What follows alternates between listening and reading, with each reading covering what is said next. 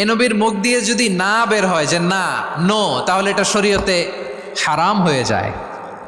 কেমন নবী আমরা পেয়েছি, যিনি হ্যাঁ বললে হালাল, না বললে হারাম, যিনি সাব্বাবা এই আঙ্গুলি উপরের দিকে উঁচু করলে চাঁদ ভেঙে দুই টুকরা হয়ে যায়, যে নবী জমিন থেকে পা উঁচু করলে আল্লাহর আরশে মেরাজে চলে যায়, এমন নবীর উম্মত আমরা হয়েছি। যে নবীকে বাদ দিলে কোরআন বোঝা যায় না, কারণ এ নবীর উপরই কোরআন নাজিল করেছে কে? এ নবীকে বাদ দিলে হাদিস বোঝা যায় না, কারণ হাদিস তো এ নবীর মুখনিসৃত পবিত্র বাণী। সুবহানাল্লাহ পড়েন। এ নবীকে বাদ দিলে জান্নাত চিনা যায় না, কারণ জান্নাত তিনি চাক্ষুষ দেখে এসে আমাদেরকে মেরাজ শেষে বর্ণনা করে শুনিয়েছেন। এ নবীকে বাদ দিলে জাহান্নাম চেনা যায় না, এ নবীকে বাদ দিলে আমার রবকে চেনা যায় না। ঠিক কিনা বলেন?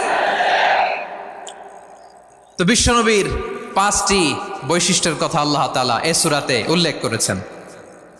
আল্লাহ রাসূল সাল্লাল্লাহু আলাইহি ওয়াসাল্লাম যখন মক্কাতে দাওয়াত দিচ্ছিলেন,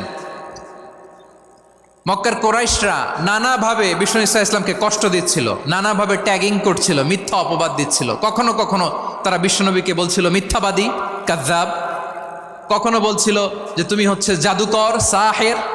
কখনো বলেছে শায়ের, মুহাম্মদ তুমি কবি। কখনো বলেছে কাহেন, মুহাম্মদ তুমি গণক। এবং কখনো বলেছে মুহাম্মদ তুমি হচ্ছে মাজনুন, মানে পাগল।